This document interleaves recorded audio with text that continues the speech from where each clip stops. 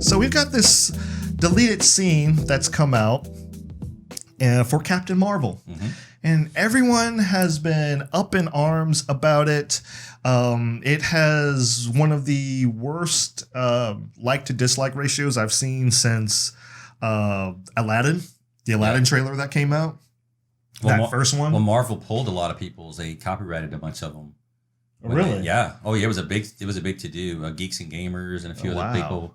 That Star Wars girl. I think was the other one. Yeah, I do. I actually do remember. Yeah, and they pulled a lot of they copyrighted tagged them because of copyright whatever's.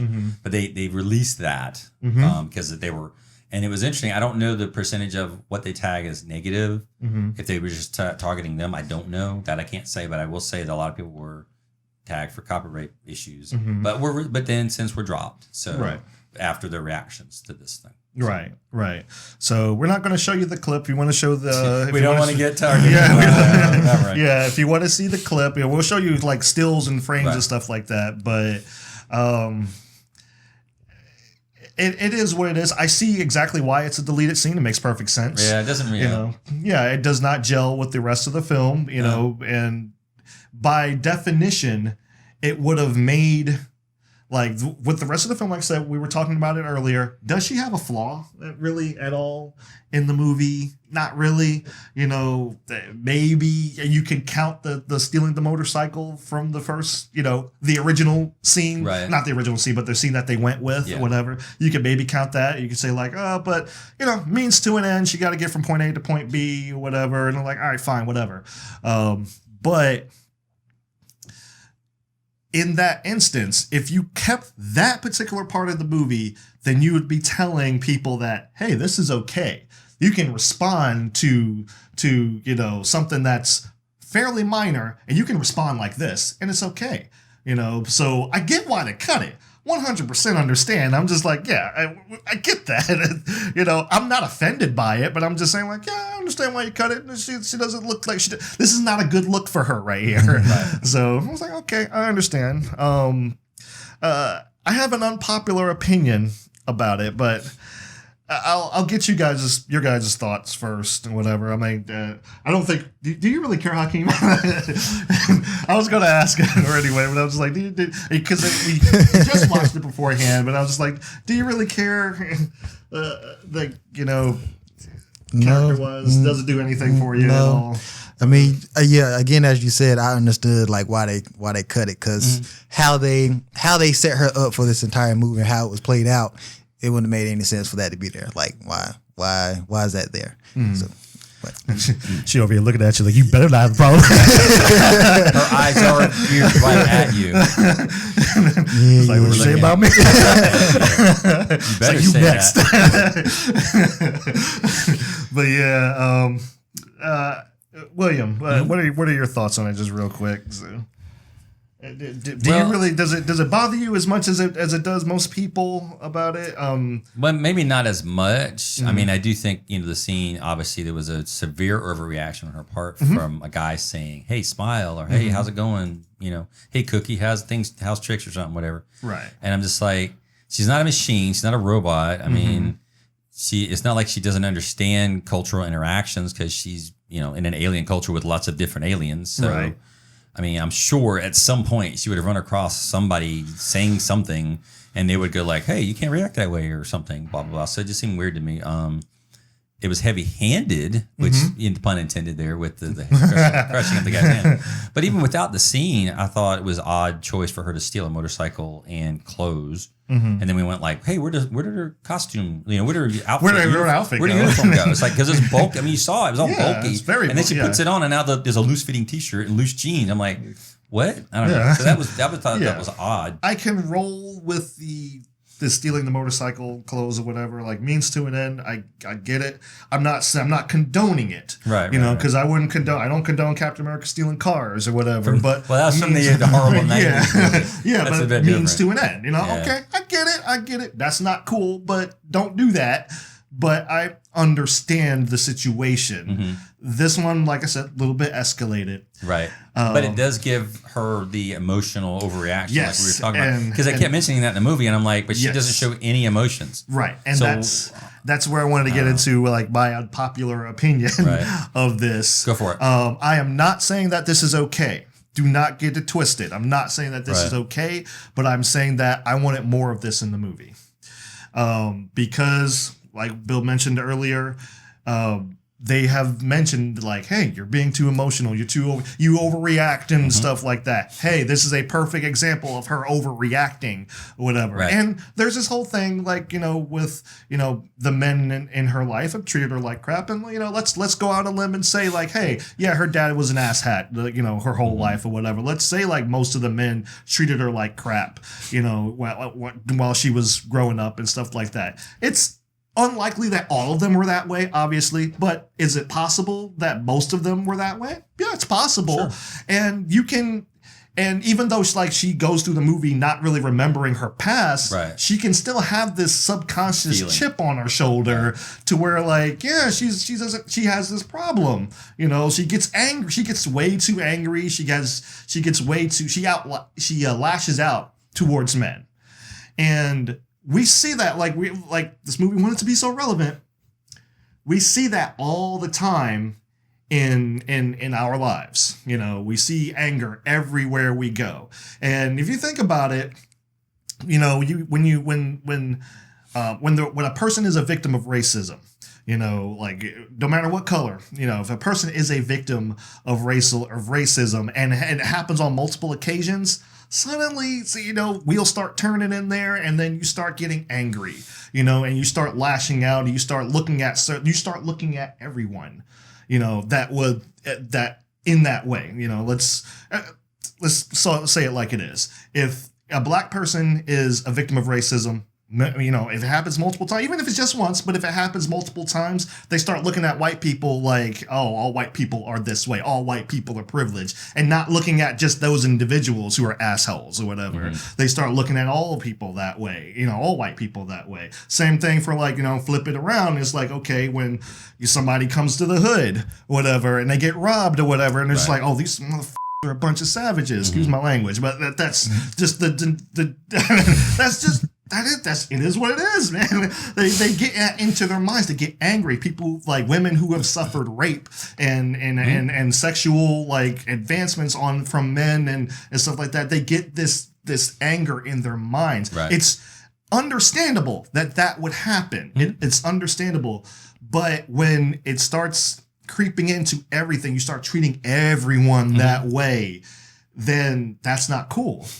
And I think having more scenes like that where she's, being adverse towards men, where she's being, cynical and being hard to deal with around men, in this movie would have been great for her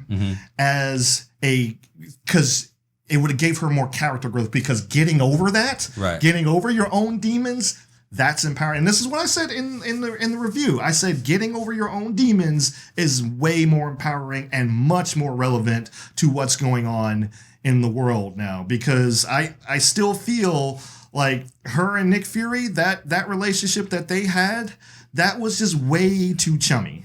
That's the other thing, because Nick Fury wasn't really in charge of anything, right? But he was a higher ranked agent, and he was the knowledgeable one about things going on in this world, right? In this particular area, right? So she had to default to his expertise and knowledge and kind of how things worked. So you're right. Then that would be like there would be a lot more kind of them coming to loggerheads of, well, this is how we have to do it. Well, that's stupid or something. But they didn't really do that. So they were very, very chummy about it. Right, exactly. There should have been some adversity there. Yeah. And that's not the first role that Samuel L. Jackson has had like that. On the reverse side, he has dealt with this very same thing. And I'm getting ready to play a clip here from Die Hard with a Vengeance. And one of the things with Samuel L. Jackson's character in that movie is that he was extremely racially charged with everything, and he saw I'll just play the clip. I'll play the clip, and then I'll let you kind of see what I'm actually talking about here in terms of like this is what he should be. This is what should have been happening. Say it. You were gonna call me a nigga, weren't you? No, I wasn't. Yes, you were. What were you gonna call me? Asshole. How's that? Asshole. You got some problem with me because I'm white, Zeus? Is that it? Huh? Have I oppressed you? Have I oppressed your people somehow? And that's throughout the whole movie. Throughout most of the first part of this movie until he's called out on it right here. Mm-hmm. That is throughout most of this movie is that, understandably, Samuel L. Jackson's character he's very racially charged. Understandably so. But Bruce has done, John McClane. John McClane has done nothing to him. He's done nothing to him. He's done nothing but try to help him and try to get him through this life-threatening situation, this, where New York is in danger at this point, and it's just like, hey, look, man, what the hell's wrong with you? And it's a verbal slap upside the head, in that case, and I feel like that same interaction should have been happening between Captain Marvel and Nick Fury, to where he comes out and just like, dude, what the frick is wrong with you at this point? So sorry for the language in the video, but I mean it just is what it's rated R film. So, right, yeah. But he has to drop the bombs quite a few, right? So it is Samuel L. Jackson. So. Yeah. But that's that. It's just that I felt like, man, we needed that so that we have that moment with her, and she just kind of realizes what am I doing? What am I doing?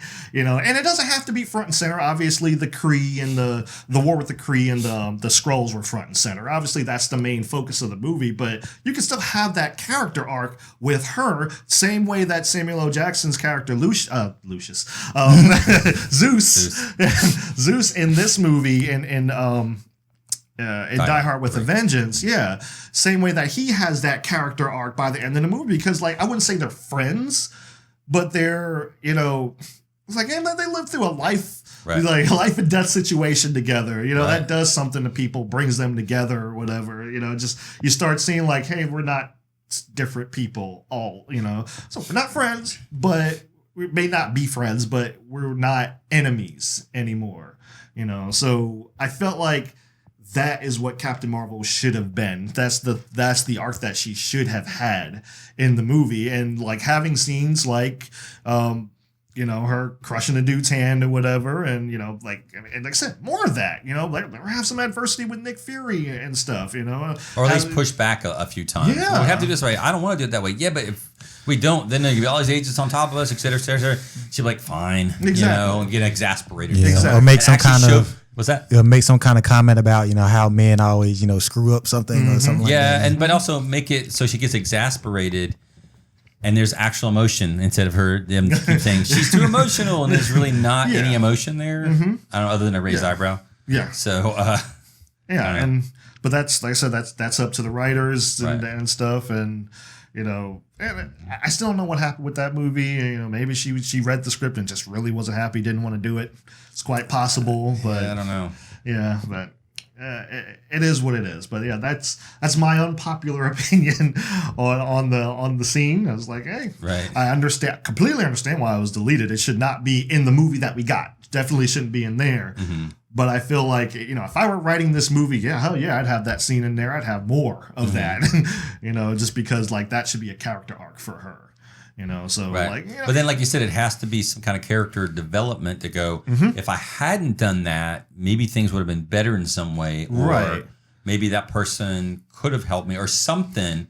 And then you kind of go like, oh, well, gee, I can't keep reacting this way because not everybody, like you said, not everybody is that way, or everybody of a certain group is going to be that way. Exactly. Because certainly Nick Fury wasn't. It was funny because I kind of felt Nick Fury was more flirtatious with her in some instances. In some instances, and I'm just like, wouldn't she have had take exception to that? I would have thought. I don't know. What's the difference there? So But overall, I'm like I said earlier, I just think that just having her steal the motorcycle and the clothes in general isn't a superhero-ish right thing to do. So I'm especially like, when you yeah. address yourself as a hero. Right. Yeah, Yes, you address yes. you and your race as a hero. And that's so yeah. I'm like, and she went to the point to mention that. I'm like, wait Yeah. a minute. Well, if you're stealing stuff and going out of way to break stuff instead of not, Yeah. I don't know. and instead of just saying like we are a warrior race. Right. Hey, And in warrior, that case, fine. Yeah. But you start throwing hero into it, and you need to start acting like a hero. Exactly.